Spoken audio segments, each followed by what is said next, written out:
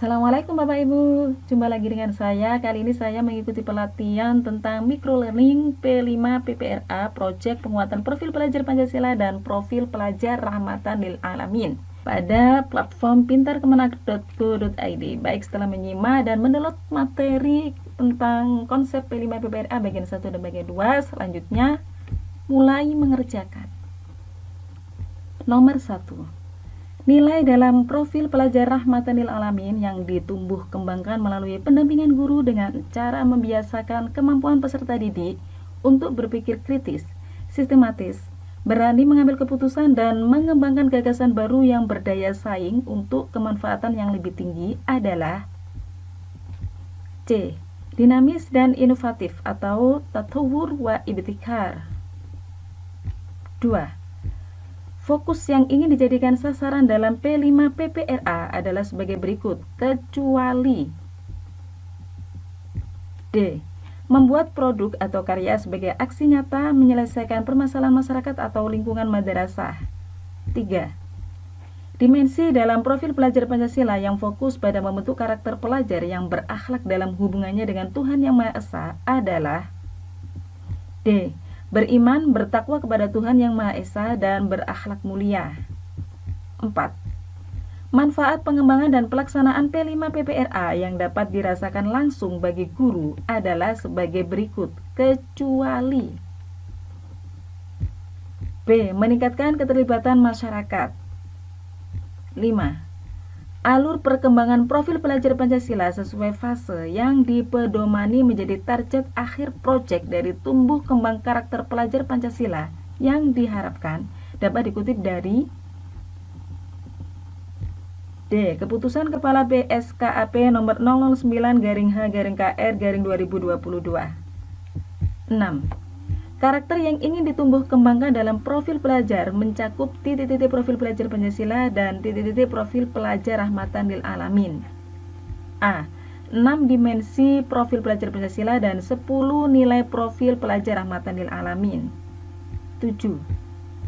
Panduan dan peraturan-peraturan yang perlu dipahami dalam merencanakan dan melaksanakan proyek penguatan profil pelajar Pancasila dan profil pelajar rahmatan lil alamin atau P5 PPRA adalah sebagai berikut, kecuali C. Keputusan Kepala BSKAP nomor 033-HKR-2022. 8. Pengembangan P5 PPRA yang memperhatikan dan menghargai perbedaan dengan salah satunya dapat memanfaatkan potensi kearifan lokal adalah berkenaan dengan prinsip D. Keberagaman. 9. Proyek penguatan profil pelajar Pancasila dan profil pelajar rahmatan lil alamin bukan hanya kegiatan membuat produk atau karya, namun berupa aksi nyata. B. Menyelesaikan permasalahan kontekstual dalam rangka membentuk pelajar yang kompeten dan berkarakter. 10. Proyek penguatan profil pelajar Pancasila dan profil pelajar rahmatan lil alamin adalah paradigma baru dalam kurikulum merdeka dengan pendekatan proyek kontekstual berbasis kebutuhan masyarakat atau permasalahan di lingkungan madrasah yang bertujuan untuk menumbuh kembangkan karakter profil pelajar. B. Baik, 10 soal selesai sudah, kita cek ulang. Nomor 1C, 2D, 3D, 4B, 5D, 6A, 7C, 8D, 9B, 10B.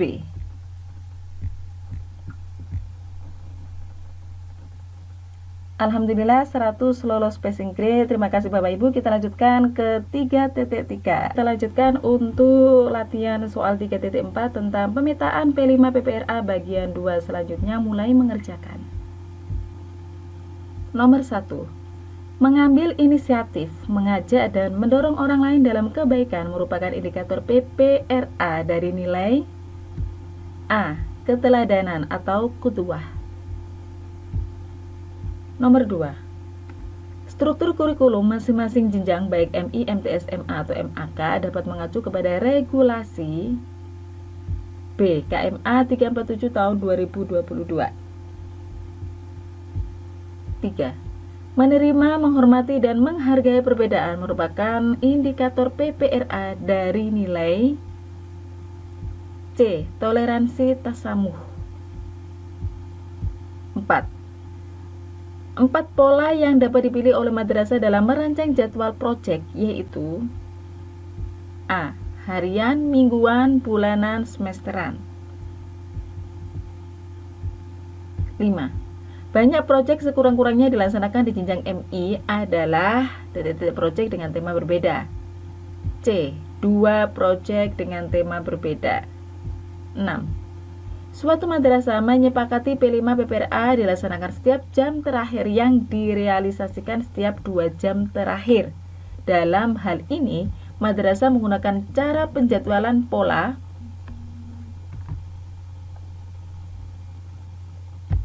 D. Pola harian. 7. Fasilitator mencermati struktur kurikulum kelas 4 dengan total intrakurikuler 1440 JP dalam setahun dan memutuskan 360 JP untuk alokasi P5 PPRA. Dari ilustrasi tersebut, presentasi alokasi waktu yang diputuskan madrasah untuk P5 PPRA adalah, ini perlu dihitung dan tadi sudah ada di materi, jawabannya D. 25%. 8. Pelaksanaan P5 PPRA dilaksanakan dalam pekan tertentu dalam setiap bulan, misalnya setiap minggu ketiga bulan bersangkutan dengan tetap mempertimbangkan alokasi per tahun. Pelaksanaan P5 PPRA tersebut menggunakan pola D. Pola bulanan. 9. Madrasah bisa mengalokasikan waktu proyek dengan fleksibel. Misalnya madrasah telah menyepakati hari Sabtu sebagai hari untuk P5 PPRA. Dalam satu hari madrasah memiliki JP efektif 8 JP dalam sehari. Maka madrasah akan memiliki 36 minggu efektif. Misalnya, proyek yang akan dilakukan madrasah terdapat 3 proyek. Maka madrasah dapat merealisasikan 2 proyek di semester pertama dan 1 proyek di semester kedua.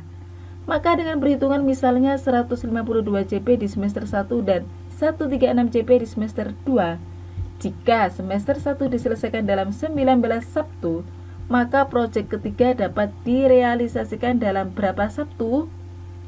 Perlu dihitung dulu dan tadi sudah diilustrasikan, dihitung di materi. Jawabannya adalah C. 17 Sabtu. 10. Menunjukkan sikap sopan santun kepada siapapun, menghormati dan menghargai yang lebih tua, serta menyayangi yang lebih muda, merupakan indikator PPRA dari nilai D. Berkeadaban atau ta'addub. Baik, kita cek dulu nomor 1A, 2B, 3C, 4A, 5C, 6D, 7D, 8D, 9C, 10D. Selesai sudah ujian. Alhamdulillah 100 lolos passing grade. Baik Bapak Ibu, kita lanjutkan ke 3.5. Kita lanjutkan untuk latihan soal 3.6 tentang alur kegiatan P5 PPRA bagian 2. Setelah menyimak materi dan mendownload materi, selanjutnya mulai mengerjakan. Nomor 1. Prosedur yang perlu diperhatikan dalam menyusun alur P5 PPRA kecuali C. Menentukan tema proyek sesuai keputusan Ketua Tim P5 PPRA. 2. Salah satu aktivitas yang tepat untuk tahapan pengenalan pada tema hidup berkelanjutan adalah B. Mengenal pentingnya sayur-sayuran bagi kehidupan. 3.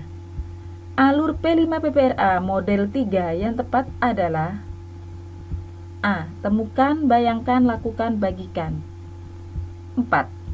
Menyusun langkah strategis untuk keberlanjutan aksi merupakan penerapan dari tahapan alur B. Tindak lanjut. 5. Urutan yang tepat pada alur model 2 adalah A. Mengamati, mendefinisikan, menggagas, memilih, dan merefleksikan. 6. Di antara model alur kegiatan yang dapat dikembangkan oleh tim fasilitator project adalah sebagai berikut, kecuali C. Pengenalan, bayangkan, refleksi, tindak lanjut. 7. Menggali permasalahan di lingkungan sekitar yang terkait dengan topik pembahasan merupakan konsep dari B. Kontekstualisasi. 8. Merumuskan peran yang dapat dilakukan melalui aksi nyata merupakan tahapan C. Aksi dalam model alur P5PPRA. 9. Perhatikan ilustrasi fenomena berdasarkan survei di sebuah madrasah atau sekolah dijumpai kondisi 1. Sebagian besar peserta didik lebih familiar dengan makanan siap saji yang serba instan. 2. Kebanyakan peserta didik sulit makan sayur. Topik atau judul yang tepat untuk fenomena di atas adalah C. Asiknya makan sayur. 10. Cermati fenomena atau konteks permasalahan berikut ini. Berdasarkan survei di sebuah madrasah atau sekolah dijumpai kondisi 1. Sebagian besar peserta didik lebih familiar dengan makanan siap saji yang serba instan. 2. Kebanyakan peserta didik sulit makan sayur. Fenomena ini akan diangkat menjadi proyek profil P5PPRA. Tema yang tepat adalah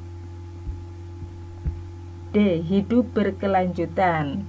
Baik, kita cek dulu 1C, 2B, 3A, 4B, 5A, 6C, 7B, 8C, 9C, 10D.